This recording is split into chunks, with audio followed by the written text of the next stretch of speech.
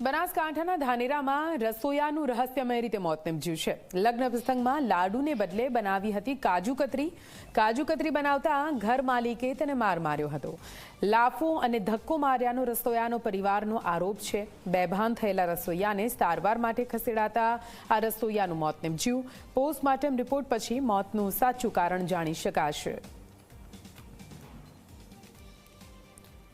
તો આપને જણાવી દઈએ, બનાસકાંઠાથી આ સમગ્ર મામલો સામે આવી રહ્યો છે, જ્યાં એક રસોયાનું રહસ્યમય રીતે મોત નિપજ્યું છે। હાલ તો રસોયાના મૃતદેહને પોસ્ટમોર્ટમ માટે મોકલી દેવામાં આવ્યો છે। વધુ માહિતી સાથે સંવાદદાતા અલ્કેશ જોડાઈ ગયા છે ફોન લાઈન પર। અલ્કેશ, એક રસોયાનું મોત નિપજ્યું છે, શું કે કારણ સામે આવી રહ્યું છે અલ્કેશ?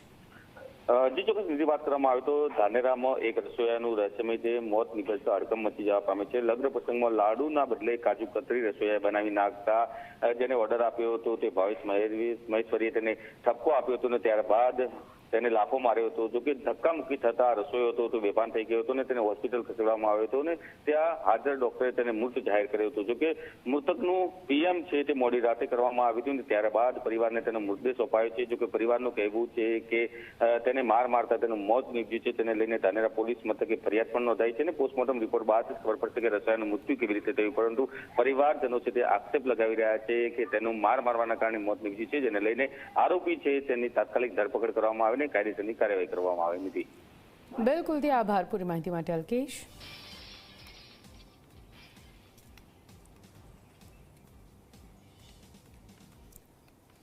ભાવનગરની વાત કરીએ। ભાવનગરના ઘોઘાના ગરીબપુરામાં યુવાનનું મોત